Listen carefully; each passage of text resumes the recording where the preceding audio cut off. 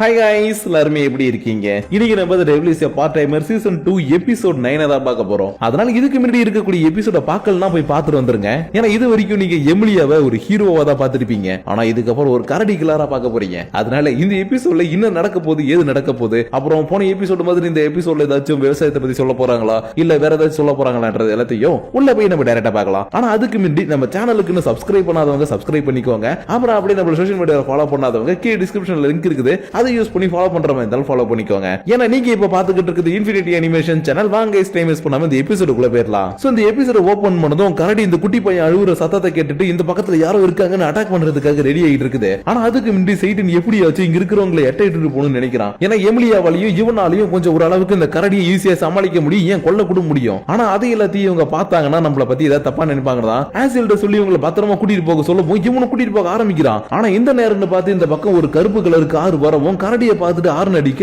இது இன்னமும் கோவமாயிட்டு இவங்களை அட்டாக் பண்றதுக்காக ஓடி வருது. அதனால சரி ஓகே இப்படியே பார்த்துட்டு இருந்தா சரி வராது, நம்ம களத்துல இறங்கி நம்ம வித்தியை காட்ட வேண்டியதானே. பாகுபலியில பல்வாள் தேவன் எப்படி காலமாட்டக்கு தன்னுடைய கையாளி அப்படி அடக்குவாரோ அதே மாதிரி எமிலியாவும் போயிட்டு கரடி அடக்குறா. ஆனா கரடியோடைய பலத்துக்கு இப்ப இவகிட்ட இருக்கக்கூடிய பலத்தை வச்சு தாக்கு பிடிக்க முடியல. ஏன்னா காலையில இருந்து வேலை செய்யற அது செய்யறன்னு ரொம்பவே டயர்ட் ஆயிட்டா இல்லையா. அதனாலதான் இவ சமாளிக்கிறதுக்கு கொஞ்சம் தடுமாறிக்கிட்டு இருக்கிறது எல்லாத்தையுமே நம்ம சைடுன்னு பார்த்துட்டு ஹே எமிலியா நான் வேணா ஏதாவது வந்து ஹெல்ப் பண்ணிட்டு மாற்ற மாதிரி கேட்க, டேய் வாய முடுறா, நான் உங்ககிட்ட ஏதாவது ஹெல்ப் கேட்டேனா நான் பட்டிக்கு தானே இதை சமாளிச்சுக்கிட்டு இருக்கேன், நானே இதை பாத்துக்கிறேன்னு இந்த கரடியை சைட்டா நினைச்சுக்கிட்டு ஒரு அடி அடிக்க கரடி நாக் அவுட் ஆகிற மாதிரி போயிருக்கும். ஆனா இப்ப கூட எம்டியை விட மாட்டா, புடிச்சு திரும்ப அடி பண்றானு WWE ரிங்குக்குள்ள சண்டை போடுறவங்க மாதிரி இந்த கரடியை தூக்கி ஒரு சுத்தி ஒரு அடி அடிக்கவும் அவ்வளவுதான் கரடி செத்து போச்சு. ஆனா இதை எல்லாத்தையும் பாத்துக்கிட்டு இருக்க சீகோடைய கசினுடைய ஃபேமிலி மட்டும் அட கடவுளே இவன் என்ன கரடியை விட மோசமானவளா இருக்கான்ற மாதிரி பாத்துக்கிட்டு இருக்க. இன்னைக்கு ஈவினிங் எம்லியா பத்தின நியூஸ் எல்லாமே நெட்ல அப்படியே காட்டு தீ மீறி பரவ ஆரம்பிச்சிருச்சு. ஏன்னா ஒரு பொண்ணு எந்த ஒரு ஆயுதமும் இல்லாம ஜஸ்ட் தன்னுடைய கையை யூஸ் பண்ணி ஒரு கரடியை போட்டு தள்ளி இருக்கா இல்லையா. அதனாலதான் இந்த விஷயம் எல்லாமே ஊர்ல இருக்கவங்களுக்கு மத்தியில பரணுவது மட்டும் இல்லாம நியூஸ் பேப்பர்ல வர அளவுக்கு ரொம்பவே ஃபேமஸ் ஆயிடுச்சு. ஆனா இந்த கரடியை கொன்னது எமிலியா தான்ன்ற விஷயம் கரெக்டா இங்க இருக்கக்கூடிய யாருக்குமே தெரியாது. அதனால அரசல் புரசலா இவங்க வீட்டுக்கு முன்னாடி வந்து சில பேர் நின்னுகிட்டு உள்ள யாரோ ஒரு பொண்ணு இருக்காங்களே அவங்க தான் கரடியை கொன்னதை கேள்விப்பட்டோம், ப்ளீஸ் அவங்களை வெளியே வர சொல்லுங்க, அவங்களை ஒரே ஒரு போட்டோ எடுக்கணும், எங்களுடைய ஹெட்லைன்ஸ்ல போடணும், ப்ளீஸ் ப்ளீஸ் எங்களுக்கு ஹெல்ப் பண்ணுங்கன்னு எக்கச்சக்க மீடியா பீப்பிள்ஸ் இவங்க இருக்கக்கூடிய இந்த வீட்டுக்கு முன்னாடி வந்து நின்னு கத்திக்கிட்டு இருக்காங்க. ஆனா அந்த வீட்டுல இருக்கக்கூடிய கசின் பிரதர் இருக்காரு இல்லையா, அதாவது நம்ம சீகோடைய கசின் பிரதர், அவர் டைரக்டா எமிலியா கிட்ட வந்து பேசணும்னு சொல்லவும் இவளுக்கு உள்ளுக்குள்ள பக்கு பக்குன்னு இருக்குது. ஏன்னா இவ கரடியை கொண்டுட்டு இவங்க வீட்டுல இருக்குன்றதுனாலதான் எக்கச்சக்கமான பேர் இந்த வீட்டை தேடி வந்து பேடி எடுக்கணும் அது பண்ணுன்ற மாதிரி டார்ச்சர் பண்ணிட்டே இருக்காங்க இல்லையா. அதனாலதான் இவர் நம்மள திட்ட போறாராட்டுக்கேன்ற மாதிரி இவ பயந்துகிட்டு இருக்க. டக்குனு இவர் குனிஞ்சு நீங்க பண்ண ஹெல்ப்புக்கு ரொம்பவே தேங்க்ஸ்ங்க, நீங்க மட்டும் இல்லனா என்னுடைய ஃபேமிலி இந்த இடத்துல உயிரோட இருக்குமா எனக்கு தெரியல, அதனால நீங்க என்னுடைய ஃபேமிலியை காப்பாத்துனதுக்காக ரொம்ப தேங்க்ஸ்ங்க. அப்புறம் அவங்கள வந்திருக்காங்க, நீங்க எதுக்கும் கவலைப்பட வேணாம், அவங்கள எல்லாரும் நான் சமாளிச்சுக்கிறேன், நீங்க இந்த இடத்துல ரெஸ்ட் எடுங்கன்ற மாதிரி சொல்லிட்டு கிளம்பி போகவும் சரி ஓகே உனக்கு எந்த ஒரு பிரச்சனை இல்லன்ற மாதிரி சொல்லிக்கிட்டு இருக்கா. ஏன்னா இவங்க எல்லாரும் இவளை பார்த்து பயந்து ஏதாச்சும் பிரச்சனை பண்ற மாதிரி இருந்தாங்கன்னா இன்னைக்கு யாரெல்லாம் இவ கரடி கொள்றத பார்த்தாங்களோ அவங்களுடைய மெமரிஸ் எல்லாத்தையும் இவளுடைய செலஸ்டியல் ஃபோர்ஸை வச்சு கொஞ்சம் ஆல்டர் பண்ணலாம்னு நினைச்சா. பட் அதுக்கு பதிலா இவங்க எல்லாருமே வந்து தேங்க்ஸ் என்ன சொல்றாங்க. அதனால சரி ஓகே இவங்க எல்லாருமே நல்லவங்களா இருக்காங்க, நம்ம மெமரியை ஆல்டர் பண்ண வேணாம், இருந்தாலும் நம்ம ரெண்டு பேருடைய மெமரி மட்டும் ஆல்டர் பண்ணணும்னு நினைக்கிறேன்பா. ஏன்னா நீ கரடி கொண்டதை என்னதான் இந்த வீட்டுல இருக்கிறவங்க நார்மலா எடுத்துக்கிட்டு இருந்தாலும் சைட்டனும் ஆசிலும் மட்டும் எமிலியா த கரடி கில்லர், அவ கரடியை கொண்டுட்டா, எமிலியா த கரடி கில்லர்னு உனக்கு பட்ட பேரை வச்சு கூப்பிட்டுக்கிட்டு ஜாலியா விளையாண்டுகிட்டு இருந்தானுங்க. அதனால அவங்க ரெண்டு பேருடைய மெமரி ஆல்டர் பண்ணட்டுமா வேணாமன்ற மாதிரி கேட்க, நீ ஆல்டர் பண்ண தேவையில்ல, அவனுக்கு ரெண்டு பேரும் நான் போய் கொண்டுட்டே வந்துடுறேன்னு எமிலியா செம்ம கோவத்துல அவனுக்கு கொல்லன்னு கிளம்புறா. ஏன்னா எமிலியா இந்த பக்கம் கரடியை கொண்டுட்டோமே என்ற அந்த ஒரு ஃபீலிங்ல இருக்கும்போது அலாஸ் ராமஸ் அவனுக்கு தான் பாத்துட்டு இருந்தாங்க இல்லையா. அதனால இவனுக்கு எனக்கு கரடி கில்லர்னு கலாய்ச்சா கூட பரவாயில்ல, அலாஸ் ராமஸ் இதை கேட்டுட்டு எனக்கு கரடி கில்லர்னு சொல்லிட்டானா என்னால அதை தாங்கிக்கவே முடியாது, அதனால அவனுக்கு நான் கொல்லாம விட மாட்டேன்ற மாதிரி கத்திக்கிட்டு இருக்கோம்.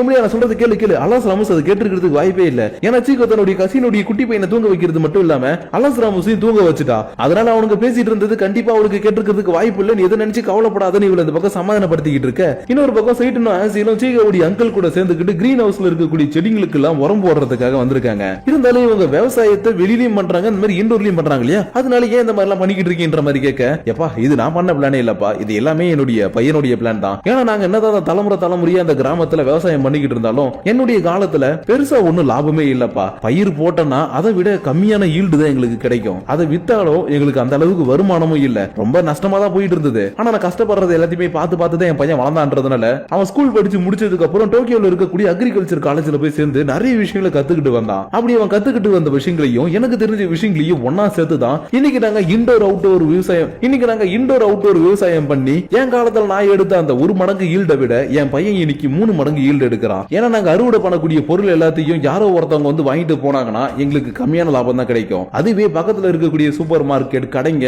அப்புறம் பக்கத்துல இருக்கக்கூடிய வீடுங்களுக்கு எல்லாம் டைரக்டா நாங்களே எடுத்துட்டு போய் வித்தோம்னா எங்களுக்கு எக்கச்சக்கமான அமௌண்ட் கிடைக்குது. அது கூடவே சேர்த்து எலக்ட்ரிசிட்டி பில்லையும் கண்ட்ரோல் பண்ணணும்ன்றதுக்காக என் பையன் சோலார் பேனல்ஸ் இப்ப இன்ஸ்டால் பண்ணி இந்த கிரீன் ஹவுஸ் எல்லாத்துக்குமே இதுல தான் பவர் சப்ளை கொடுக்குறான். சோ இது மூலியமா தான் எங்களுக்கு இப்ப வருஷத்துக்கு 3 மடங்கு ஈல்டு கிடைக்குது. அண்ட் ஆல்சோ என் பையனுக்கு புதுசா இது மாதிரி ஏதாவது பண்றது ரொம்பவே பிடிக்கும் பண்ற மாதிரி சொல்லிக்கிட்டே ஒரு போயிட்டு வண்டி எடுக்கிறதுக்காக போக சைடன் இப்பதான் தன்னுடைய உலகத்துல இவன் பண்ண ஒரு சின்ன தப்ப பத்தி யோசிச்சு பார்க்கறான். ஏன்னா இவனுடைய உலகத்துல இருக்கக்கூடிய டீமன்ஸ் எல்லாருக்குமே பசிக்காதுன்றதுனால அந்த இடத்துல விவசாயம் ஒண்ணு கிடையாது, புதுசா செய்யணும்ன்றதுக்கு எதுவுமே தோணாது. அப்படி இருக்கிறத ஆண்டுகிட்டு அப்படி இருந்துடலான்ற மாதிரி எல்லாமே இருந்திருக்காங்க. அதனாலதான் இப்ப இவர் சொன்னது எல்லாத்தையுமே யோசிச்சு பார்த்துட்டு நம்ம உலகத்துக்கு நம்ம போன உடனே விவசாயத்தை எல்லாருக்குமே அறிமுகப்படுத்தி விவசாயம் பண்ண வைக்கணும். அதுக்கப்புறம் புதுசா கத்துக்க வச்சு நம்ம உலகத்தை இதே மாதிரி ஒரு சூப்பரான உலகமா மாத்தணும்ன்ற மாதிரி யோசிச்சுக்கிட்டே இருக்க கரெக்டா வண்டி எடுக்க போன சீகவுடைய அங்குள் வண்டி எடுத்துட்டு வந்துட்டு வாங்கப்பா போலான்னு சொல்லி உங்களை வீட்டுக்கு கரெக்டா கூட்டிட்டு வர இந்த இடத்துக்கு இந்த கிராமத்தோடைய சொசைட்டி மெம்பர் வந்து சில விஷயங்களை சொல்லிட்டு போறாரு. என்னன்னா ரீசெண்ட் டேஸா சில திருடனங்கள்லாம் ஊருக்குள்ள வந்து விவசாய நிலத்துல இருக்கக்கூடிய காஸ்ட்லியான அந்த பழங்கள் காய்கறிகள் இருக்கு இல்லையா அதெல்லாம் திருடிட்டு போயிடுறாங்களாம். அதனாலதான் இன்னைக்கு அதாவது திருட வரதுக்கு வாய்ப்பு இருக்குது, நீங்க எல்லாருமே பார்த்து பத்திரமா இருங்கன்ற மாதிரி சொல்லிட்டு இவர் கிளம்பவும் சரி இந்த விஷயத்தை பத்தி எல்லாருக்கூடயும் போய் உட்காந்து பேசுனது மட்டும் இல்லாம அவனுங்களை தடுக்கணும்ன்ற மாதிரி பேசிக்கிட்டு இருக்கான். ஏன்னா விவசாயம் பண்றதுக்காக ஒவ்வொருத்தவங்களும் எந்த அளவுக்கு கஷ்டப்படுறாங்கன்றத இந்த 2 நாள்ல நம்ம சைடன் புரிஞ்சுக்கிட்டது மட்டும் இல்லாம இவன் கூட இருக்கக்கூடிய லூசிபர் ஆசியல் சூசனோ இவங்க எல்லாருமே புரிஞ்சுக்கிட்டாங்க. அதனாலதான் இவங்க கஷ்டப்பட்டு உருவாக்குறது இன்னொருத்தன் திருடிட்டு போறதா அதுக்கு நம்ம வாய்ப்பே கொடுக்க கூடாது. இன்னைக்கு அவங்க நம்ம பிடிச்சாகணும்ன்ற மாதிரி சொன்னாலும் எம்லியாவுக்கும் மத்தவங்களுக்கும் ஒரு சின்ன சந்தேகம். என்னன்னா இன்னைக்கு திருடன் வருவான்னு சொல்லிட்டு போனது ஓகே தான், ஆனா அவன் எப்படி வருவான், எங்க வருவானா வரமாட்டானான்னு எதுவுமே நம்மளுக்கு தெரியாது. எப்படி அவனை நம்ம பிடிக்கிறதுன்ற மாதிரி கேட்க சைடனும் இங்க பாருங்கப்பா எதை பத்தி கவலைப்படாதீங்க, கண்டிப்பா நீங்க அந்த திருடன் வருவானுங்க. ஏன்னா காலைல கரடி வந்து அட்டகாசம் பண்ணிட்டு இருந்தது இல்லையா அந்த டைம்ல கொஞ்சம் காஸ்ட்லியான கருப்பு கலர் கார் ஒண்ணு கிராஸ் ஆகி போச்சு. ஆனா அந்த கருப்பு கலர் கார் மாதிரி இந்த கிராமத்துல இருக்கக்கூடிய யாருக்கிட்டயுமே இல்ல. அது மட்டும் இல்லாம இன்னைக்கு கிராமத்துல கரடி வந்து அட்டகாசம் பண்ணிட்டு போனதுனால மக்கள் எல்லாருமே வெளியில வரதுக்கு பயந்துட்டு வீட்டுக்குள்ளே தான் இருப்பாங்க. அதனால என்னுடைய கெஸிங் கரெக்டா வந்ததுன்னா இன்னைக்கு அந்த திருடனுங்க கண்டிப்பா திருடுறதுக்காக வருவானுங்க. அதுவும் அந்த கருப்பு கலர் கார்ல வந்தவனுங்களா தான் இருக்கணும். ஏன்னா அவனுங்க இங்க வரதே காய்கறிகள் திருடுறதுக்காக தான். அப்படி இருக்கும்போது அவனுங்க பெருசா வண்டி எடுத்துட்டு வந்தாலும் சரி வேற கலர்ல வண்டி எடுத்துட்டு வந்தாலும் சரி கிராமத்துல இருக்கவங்களுடைய கண்ணுல எப்படியாச்சும் மாட்டிப்பாங்க. சோ என்னுடைய கெஸிங் இதுதான்ப்பா, அந்த கருப்பு கலர் கார்ல வரணுங்க தான் திருடனுங்க. ஆனா அவனுங்களை பிடிக்கிறதுல ஒரு சின்ன பிரச்சனை இருக்குது. என்னன்னா இங்க இருக்கக்கூடிய வயல்வெளிகள் அதிகமா இருக்குது, ஆளுங்க ரொம்ப கம்மியா இருக்கிறோம். அதனால அவனுங்களை பிடிக்கிறது கொஞ்சம் கஷ்டமா தான் இருக்குன்ற மாதிரி சொல்லிட்டு இருக்கும் போதே நீங்க எதுக்கும் கவலைப்படாதீங்க, நான் உங்களுக்கு ஹெல்ப் பண்றேன்னு இவ்வளவு நேரமா இவங்க பேசிட்டு இருந்தது எல்லாத்தையுமே ஒட்டு கேட்டுட்டு இருந்த சீகோடைய பாட்டி டக்குன்னு உள்ள வரவும் இவங்களுக்கு கொஞ்சம் ஷாக்கா தான் இருக்குது. ஏன்னா இவங்க ஜஸ்ட் திருடனை பிடிக்க போறதை மட்டும் திருடனை பிடிக்க போறோம் இது பண்ண போறோம் அதை பண்ண போறோம் மட்டும் பேசல, இவங்களுடைய பவர்ஸ் வச்சு ஏதாவது பண்ண முடியுமான்னு வேற பேசியிருக்காங்க. அதனாலதான் இதெல்லாம் கேட்டுட்டாங்களே இப்ப நாம என்ன பண்றதுன்ற மாதிரி யோசிச்சுக்கிட்டே இருக்கும்போது இந்த பாட்டிக்காரங்க இங்க பாருங்கப்பா நீங்க யாரு என்னன்றதெல்லாம் பத்தி எனக்கு கவலையே கிடையாது. ஏன் நீங்க வேற ஒரு உலகத்துல இருந்து வந்திருந்தாலும் அதை பார்த்து நான் ஆச்சரிய கூட பட போறது கிடையாது. ஏன்னா இன்னைக்கு நீங்க அந்த கரடியை கொண்டு என்னுடைய பேரனுடைய மனைவியும் அவனுடைய குழந்தையும் நீங்க பாதுகாப்பா காப்பாத்தி கூட்டிட்டு வந்திருக்கீங்க. அதனால நான் உங்களை பத்தி தெரிஞ்சுக்கிட்ட விஷயத்தை யாருக்கிட்டையுமே எப்பயுமே சொல்ல மாட்டேன், எனக்குள்ளேயே மட்டும் தான் வச்சிருப்பேன். ஏன்னா என் லைஃப்ல இதை விட பெரிய பெரிய ஆச்சரியமான விஷயங்கள் எல்லாத்தையும் பார்த்துட்டேன். அதனால நம்மளை பத்தின விஷயங்கள் இவங்களுக்கு தெரிஞ்சிருச்சுன்னு மட்டும் பயப்படாதீங்கப்பா, நான் உங்களுக்கு ஹெல்ப் பண்றதுக்காக மட்டும் தான் இங்க வந்திருக்கேன். அதனால இந்த டப்பால ஏதோ மேப்னு ஒன்னு இருக்குதாமே அதை எனக்கு கொஞ்சம் ஓபன் பண்ணி காட்ட முடியுமான்ற மாதிரி இவங்க கேட்க லூசிபரும் பாட்டி இது டப்பா கிடையாது இது லேப்டாப்னு இந்த கிராமத்தோடைய மேப்பை ஓபன் பண்ணி காட்டப்போ இவங்க டக்குன்னு ஒரு பேப்பர் பேனாவை எடுத்துட்டு இங்க பாருங்கப்பா இந்த கிராமத்துக்குள்ள வரதுக்கு 2 வழி இருக்குது. அதுல முதல் வழி மெயின் ரோடு வழியா உள்ள வரலாம், 2வது வழி காட்டு ஓரமா இருக்கக்கூடிய ரோடு வழியா வந்து வயல்வெளி வழியா கிராமத்துக்குள்ள வரலாம். அதை தவிர்த்து கிராமத்துக்குள்ள இருக்கக்கூடிய எந்த ரோடு வழியா வெளியில போலாம் நினைச்சாலும் அது எல்லாமே டெட் எண்ட் தான். அதனால இந்த 2 வழியில ஏதாவது ஒரு வழியில தான் அவங்க உள்ள வருவாங்க. இருந்தாலும் அவங்க எந்த வகையில போயிட்டு எதை திருட போறாங்கன்னு நம்மளுக்கு தெரியாது. சோ நீங்க இந்த பக்கம் 2 பேர் அந்த பக்கம் 2 பேர் மீதி இருக்கக்கூடிய எல்லாருமே நடுவுல இருந்தீங்கன்னா கரெக்டா அந்த திருடங்களை பிடிக்க முடியும்ன்ற மாதிரி சொல்லிட்டு இருக்கும் போதே லூசிபரும் அவனுக்கு எதை திருடுவானுன்னு நல்லாவே தெரியும்ன்ற மாதிரி சொல்றான். ஏன்னா இங்க இருக்கக்கூடிய வயல்கள் இருக்கக்கூடிய காய்கறியை திருடுறதை விட கிரீன் ஹவுஸ்க்கு போட்டிருக்கக்கூடிய சோலார் பேனல திருடுனா எக்கச்சக்கமான காசு கிடைக்கும். அது மட்டும் இல்லாம அது ஒரு பெட்ஷீட் சைஸ்க்கு தான் இருக்குன்றதுனால அசால்ட்டா தூக்கி கார்ல கூட வச்சுட்டு போலாம். சோ என்ன பொறுத்த வரைக்கும் இன்னைக்கு கண்டிப்பா அவனுக்கு காய்கறி திருடுறது மட்டும் இல்லாம சோலார் பேனலையும் திருடுறதுக்கு வாய்ப்பு இருக்குதுன்னு சொன்னதுக்கு அப்புறம் எல்லாருமே டீமா பிரிஞ்சு எங்க இருந்து வராங்கன்றத வாட்ச் பண்றதுக்காக தனித்தனியா போய் உட்கார்ந்து பாத்துக்கிட்டு இருக்காங்க. இதுல நம்ம சைடன் கூட சூசனோ தான் இருந்திருப்பா. ஆனா என்ன கிட்டத்தட்ட ஒரு 3-4 மணி நேரமா இந்த பக்கமா ஒரு ஈகாக்கா கூட வரல. அதனால நம்ம தேவையில்லாம திருடன் பிடிக்கிறோம் வந்துட்டோம்ன்ற மாதிரி சைடன் ஃபீல் பண்ணிக்கிட்டு இருக்கும் போது இந்த இடத்துல ஒரு வண்டி ஒன்னு கிராஸ் ஆக டேய் கீழே குனிடானு சூசனோ இவனை பிடிச்சி கீழே இழுத்து போடவும் வந்தது திருடனோட வண்டியான்னு பார்த்தா அது ஏதோ ஒரு பிக்கப் வண்டி போல. அதனால அது போன உடனே என்னப்பா நீ இதை பார்த்து பயந்துட்டியேன்னு இவன் பக்கத்துல இருக்கக்கூடிய கல்லு மேல கையை வச்சு ஏந்திரிக்கலான்னு பாக்குறான். ஆனா தெரியாதனமா கை வேற ஒரு இடத்துல பட்டுடுச்சு. இதனால சூசன பத்திரகாளியா மாதிரி இன்னும் தைரியம் இருந்ததுன்னா அங்க கையை வச்சிருப்பன்ற மாதிரி இவன் அடிக்கிறதுக்காக போக கரெக்டா இப்பதான் அந்த திருடனுடைய கார் வருது. அதாவது அந்த கருப்பு கலர் கார் சொல்லி இருந்திருப்பான் இல்லையா அந்த கருப்பு கலர் கார் தான் கரெக்டா அந்த இடத்துக்கு வரவும் உள்ள இருந்து ஒருத்தன் மட்டும் இறங்கி வந்து இங்க இருக்கக்கூடிய தர்பூசணி பழத்தை பிச்சு எடுத்துட்டு போறான். ஆனா சூசனோவை எதுவும் பண்ணக்கூடாதுன்னு செய்தி தடுத்துட்டான். ஏன்னா இவனுக்கு ஒரு பழத்தை திருநத்துக்காக எல்லாம் போலீஸ்ல புடிச்சு கொடுத்தா அது கேஸா மாறாது இல்லையா? அதனாலதான் கொஞ்சம் வெயிட் பண்ணுப்பா, அவனுக்கு எப்படியும் சோலார் பேனல்ஸ் கிட்ட போவானுங்க, அப்ப அவனுக்கு நம்ம கையங்களுமா புடிச்சு போலீஸ்ல கொடுக்கலான்ற மாதிரி சொன்னதுக்கு அப்புறம் இவனு சரி ஓகேன்னு சொல்ல டக்குனு இவன் எமிலியாவுக்கு கால் பண்ணி அவனுக்கு வந்துகிட்டு இருக்காங்கன்னு சொல்லவும் இவ அடுத்த செகண்டே மொபைல்ல ரெக்கார்டர் ஆன் பண்ணிக்கிட்டு அவனுக்கு என்ன பண்றானுங்க ஏது பண்றானுங்கன்றது எல்லாத்தையுமே ரெக்கார்ட் பண்ண ஆரம்பிக்கிறா. ஏன்னா போலீஸ்ல கம்ப்ளைண்ட் பண்ணணும்னா எவிடன்ஸ் தேவை இல்லையா? அதனாலதான் இவனுக்கு வந்ததுல இருந்து இந்த இடத்துல சோலார் பேனல் கைட்டுற வரைக்கும் எல்லாத்தையுமே ரெக்கார்ட் பண்ணி முடிச்சதுக்கு அப்புறம் ஆசில்ட சொல்லி அவனுக்கு அட்டாக் பண்ணுன்னு சொல்ல இவனு வேகமா போயிட்டு டேய் பசங்களா ஒழுங்கா எடுத்தது அங்கேயே வச்சிருங்க, இல்லனா சாசுகே ஓடி தோட்டத்துல இதெல்லாம் எடுத்ததுக்கு நீங்க தர்மடி வாங்குவீங்கன்ற மாதிரி கத்திக்கிட்டு இருக்கும்போது திருடவனவங்க இவனை பார்த்து கொஞ்சம் கூட பயப்படல. அதுக்கு பதிலா ஏய் மாமே இவன் நம்மளுக்கு சிக்கன் கொடுத்துக்கு வந்திருக்கான், இவனை போட்டு சீக்கிரமா வேலையை முடிப்போன்ற மாதிரி சொல்லவும் ஒருத்தன் மட்டும் வேகமா வந்து அட்டாக் பண்ண வரான். ஆனா ஆசில் ஒரு போர்க்கண்ட சிங்கம்ன்றதுனால அசால்ட்டா இவனை புடிச்சு போட்டு லாக் பண்ணி பிடிக்கவும் இவ்வளவு நேரம் இவன் கூட கெத்தா நின்னு பேசிட்டு இருந்தவனால மாமே மன்னிச்சிரு மாமே கிளம்புறோம் அப்படின்னு சொல்லிட்டு இந்த எஸ்ஐ ஓட்டானுங்க. ஆனா இவனுக்கு மொத்தமா இன்னைக்கு புடிச்சு கொடுக்கறதானே இவங்களுடைய பிளானே. அதனால எமிலியா நான் பாத்துக்கிறேன்பா நீ இவனை பாத்துக்கோன்னு சொல்லிட்டு தன்னுடைய பவர் யூஸ் பண்ணி செம்ம வேகமா இவங்களை துரத்திட்டு வந்துகிட்டு இருக்க. கார்ல போயிட்டு இருக்கவனுங்களும் மாமே நம்மளுடைய மச்சான வேற அங்க விட்டுட்டு வந்துட்டோம், அவன் நம்மளை பத்தி ஏதோ வளரி கிளீனி வச்சிட போறான்ன்ற மாதிரி சொல்லிட்டு இருக்க. கரெக்டா இவங்களுக்கு முன்னாடி ஏதோ ஒண்ணு இருக்கவும் கார் ஓடிட்டு இருந்தா மோதிட்டான். அதனால இன்னத்தர மோதுன ஏதாவது காட்டுக்குள்ள இருந்து வந்த பண்ணி மேல மோதிட்டியா இல்ல மானு சிங்கம் ஏதாச்சும் குறுக்க வந்துச்சுன்ற மாதிரி கேட்க அட பாவி வந்தது மானு சிங்கம் புலிலாம் எதுவுமே கிடையாது, முன்னாடி ஏதோ ஒரு பொண்ணு ட்ரெடிஷனல் ட்ரெஸ் போட்டுட்டு இருந்தாடா அவன் மேலதான் மோதிட்டு இன்னும் இறங்கி பாருடான்னு சொல்லவும் மாமே இன்னும் அவன் பயந்துகிட்டு இருக்க அப்படிலாம் எதுவும் இருக்காதுன்னு சொல்லிட்டு வெளியில வந்து பார்த்தா ஜூசுனோ இவன் கண்ணுக்கு ஒரு டீமன் மாதிரி தெரியுறா. ஏன்னா இவன் ட்ரெடிஷனல் ட்ரெஸ் போட்டுக்கிட்டு அசால்ட்டா வந்து அந்த காரை தடுத்து பிடிக்கிறது மட்டும் இல்லாம ஏதோ வெயிட் லிப்டிங் பண்ற மாதிரி அசால்ட்டா அந்த காரியை தூக்குறா இல்லையா? அதனாலதான் இதை பார்த்துட்டு மாமே இது பொண்ணு இல்ல மாமே இதை பேய் மாமேன்ற மாதிரி இவன் பயந்துகிட்டு இருக்க.